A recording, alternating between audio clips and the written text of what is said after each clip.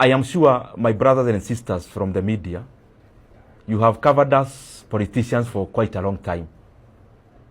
And you definitely know that as the elections near, we move, and especially politicians have the ability to again rejuvenate and come up with different slogans and such. And from where I start, the issue we are hearing about infrastructure fund and the graduates about it, it's just a preparation of campaign launch. Because we've been there before. I mean, we have had these kind of things. And I want to say that anyone who has the opportunity to be in government, a sitting government has no luxury in promises and has no luxury in giving grandiose plans. The precise reason a sitting government is given that position is not to keep on promising. They have the responsibility to keep on informing Kenyans on what they are doing, not what they intend to do. Because output is measured by what has already happened. Output is not measured by what by the amount of promises. And as we talk about the grand plans, now we are talking about trillions of funds. You know, it reminds me like what I said the other day when you were here, that a man in the house goes and calls their family for a meeting in the evening, and they go and sell to them an agenda of going to the moon. And to make it very real, they actually almost dressed in the astronaut's attire. But unfortunately, the people you are telling to go to the moon, some of them that evening, they haven't eaten, and some already have leaking roofs. So you sell to them a gratuitous idea, possibly for them to also forget the small problems they are going through, like the leaking roof, and of course, like having not eaten for several days. But unfortunately, even after selling that idea, after a day or two, they'll still remind you that even if you're going there, we haven't eaten, and our roofs are leaking. And I see that as Kenya in the current scenario, that we may come and sell grandiose ideas, and the government is coming to sell grandiose ideas so that Kenyans can lose track of the essentials. Because tell me, we sell a trillion shillings idea, yet our basics are declining. How do you tell Kenyans about $1 trillion plans or $1 trillion shillings plans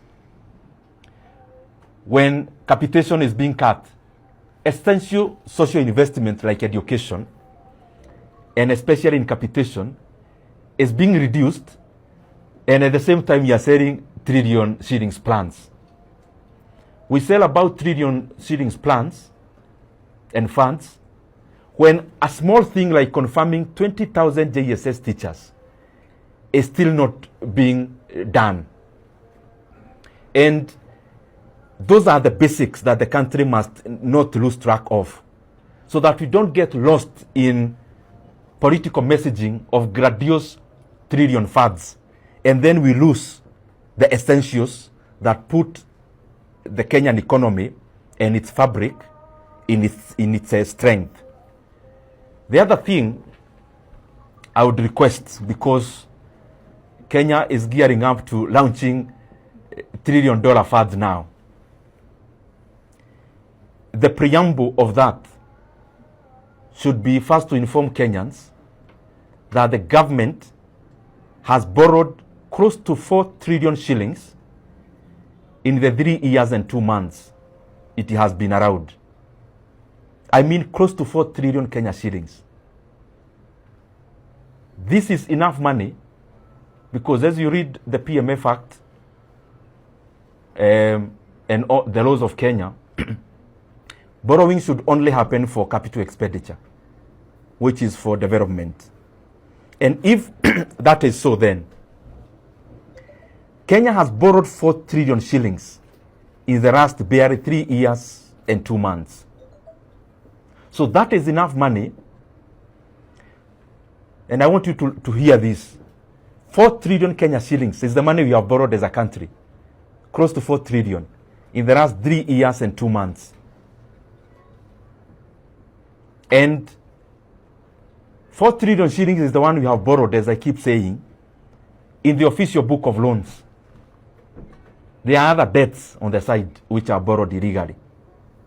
So 4 trillion shillings, before we talk about the launching of trillion shillings fund, I would request those who are in government to come first and face Kenyans and tell them what the government has done with the 4 trillion Kenya shillings that Kenya has borrowed in the last 3 years and 2 months.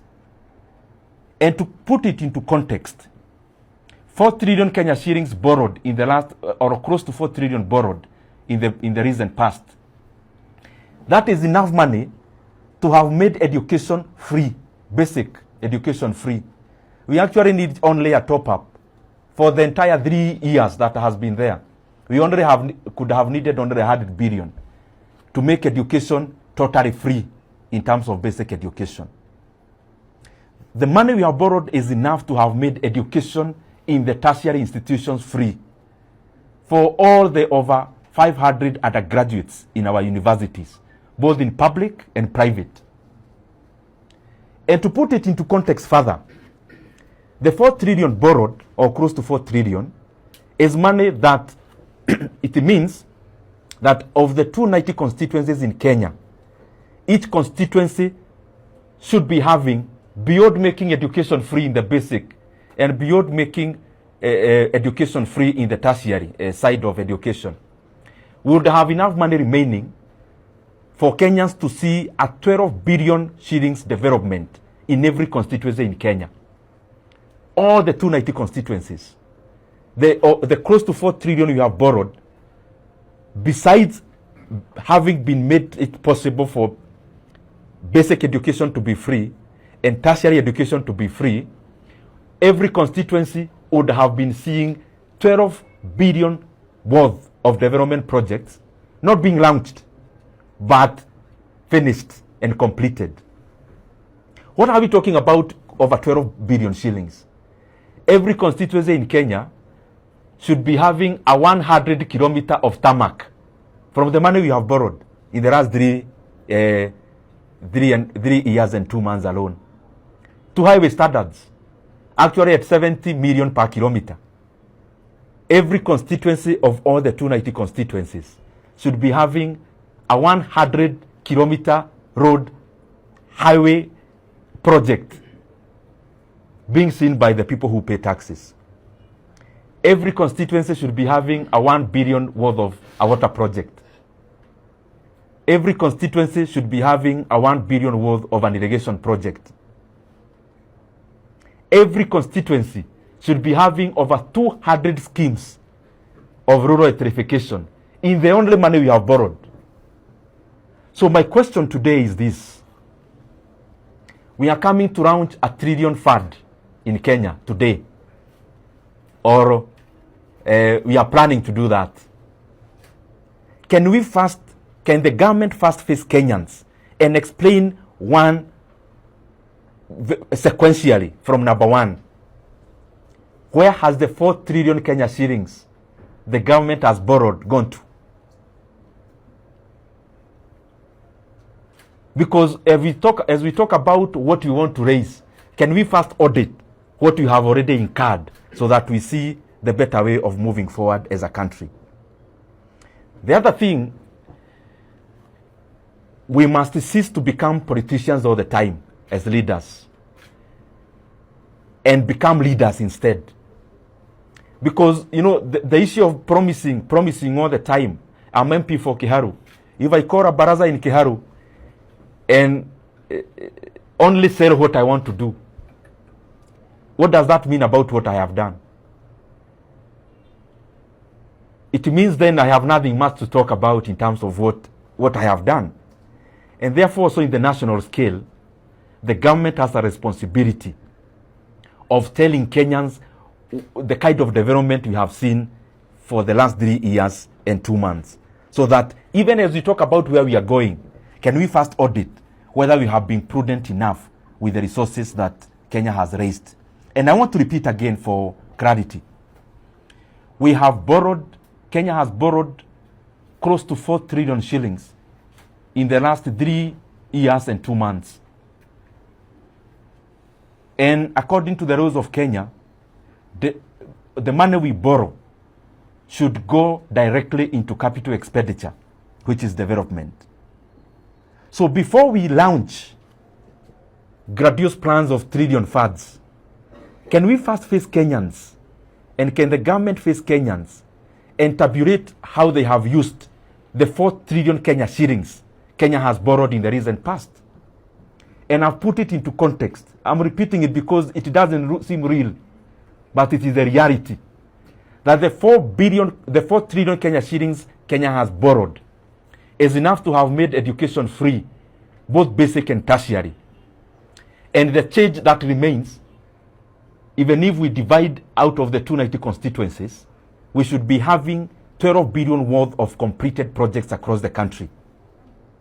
12 billion worth in every constituency means 100 kilometers of road in every constituency in Kenya at 70 million per kilometer. That is highway standards. We should be having a 1 billion worth of a water project, a 1 billion worth of an irrigation project. We should be having over 200 schemes completed, electrification schemes, and still we'll be remaining with change. If we can't explain to Kenyans the money that has already passed through the government hands where it has gone, what is the business then of coming to again sell grandiose plans of trillions of shillings when we can't account for what we have already received, and especially through borrowing alone? And lastly, out of the close to 4 trillion Kenya shillings we have borrowed, everything that Kenyans are seeing is not part of that money. Every ongoing road project in Kenya, especially completion of the road projects that are ongoing, that's a separate loan called securitization, which is illegal. When you see stadiums being constructed in Kenya, that is also not part of this 4 trillion. That's another borrowing called Talanta Board. When you hear about a program called Nyoro, the one for alleviating unemployment in terms of the youth, that's also not part of that money. That's money we are receiving from World Bank. So Kenyans deserve to know, before you tell us about trillion funds that you want to launch, can we first account for the 4 trillion Kenya shillings the country has borrowed in the recent past? Very lastly, it is important for us to be data-driven as leaders. You know, we keep saying that 10,000 kilometers of roads were constructed from 2013 to 2012 in Kenya. That is incorrect. And I would challenge the government to actually tabulate the roads that we keep hearing of 10,000 kilometers of road. Because I know, and I have the data, it is less than a third of that. And I also want to put it very clearly. And anyone with a conflicting facts can table them. I have said that, and I have stated that we have borrowed close to 4 trillion Kenya shillings. But if you fast check, you do fact finding, how many kilometers of road has Kenya built from 2022 to date? And especially from newly signed contracts. Newly signed. It is less than 1,200 kilometers across the country.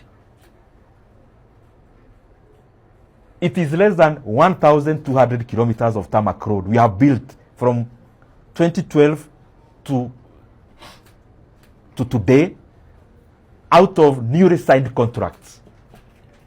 So, my challenge is accountability.